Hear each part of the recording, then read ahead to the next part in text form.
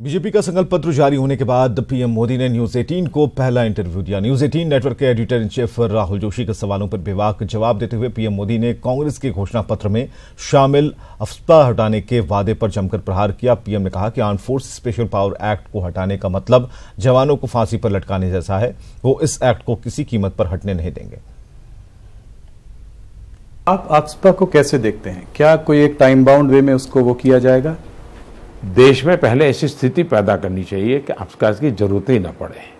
जैसे हमने अरुणाचल में परिस्थिति पैदा की तो कुछ जिलों से हमने हटाया, हमने कुछ राज्यों में से हटाया। 1980 के बाद पहली बार हटाने का काम हमने किया है, लेकिन कानून को तो बनाए रखा है। सरकार के पास हथियार तो होना ही चाहिए ताकि जवानों को एक सुरक्षा मिले, तब जवान मोरली लड़ सके। और जम्मू कश्मीर में से हटाने का मतलब होता है कि हमने हमारे जवानों को फांसी के तख्त पर लटका देना। मैं देश के जवानों के साथ ऐसा नहीं होने दूंगा। अब अफस्पा को हटाने की बात करने का मतलब है कि आप अपने सेना के जवानों के हाथ में से सारे शस्त्र ले रहे हैं, तो देश की सेना के जवान को इस प्रकार से निहत्या करना क्या शोभा देता है क्या? और भारत की सेना पीस कीपिंग फोर्स में भारत के सुरक्षा बल के जवान जाते हैं। जब से पीस कीपिंग फोर्स बना है तब से जाते हैं, और दुनिया में सबसे ज़्यादा नंबर भेजने वालों में हिंदुस्तान है।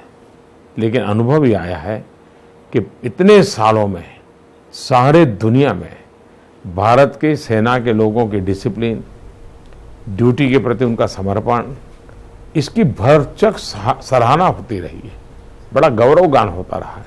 आज हमारे ही देश के एक दल जो 50-60 साल तक सरकार चलाता रहा, वो आज इस प्रकार की भाषा बोले, इससे बड़ा दुर्भाग्य क्या हो सकता है? और न्यूज 18 के साथ एक्सक्लूसिव इंटरव्यू में पीएम मोदी ने सहारनपुर में मुसलमानों से वोट मांगने पर मायावती पर तंज कसा। पीएम ने कहा कि लगातार मिल रही हार से मायावती बौखला गई हैं।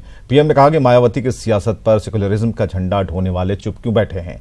पीएम मोदी ने यह भी कहा कि अगर ऐसी ही अपील किसी ने हिंदू वोटरों से की होती तो फिर हंगामा खड़ा किया जाता। हालांकि पीएम मोदी इस पूरे मामले को इलेक्शन कमीशन का मामला करार दिया है। उन्होंने बताया है कि यूपी के देवबंद में रविवार को महागठबंधन की संयुक्त रैली में बहुजन समाजवादी पार्टी के अध्यक्ष मायावती ने मुसलमानों को बार बार सचेत करते हुए कहा कि किसी भी सूरत में वो अपने वोट को बंटने नहीं दें, और साथ ही कहा कि कांग्रेस इस लायक नहीं है कि वो बीजेपी को टक्कर दे पाए।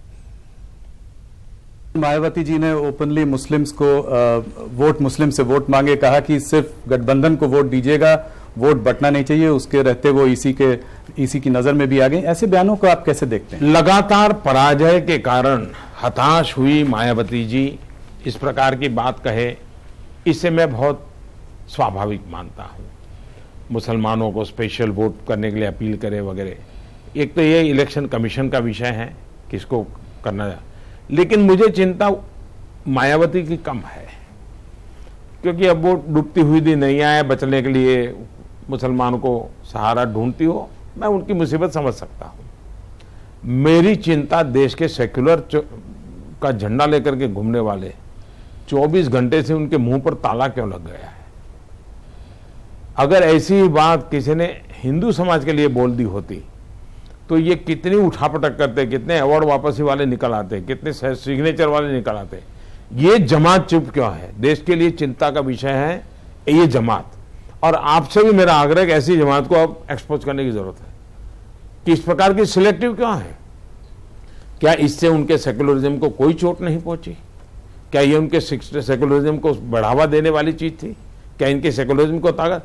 इसलिए सबसे बड़ा खतरा ये नकाबी लोग हैं ना, उनका है। मायावती भी तो मजबूरी है, कैसे भी करके बचना है तो वोट मांगने के लिए इधर उधर कोशिश करती रहेगी।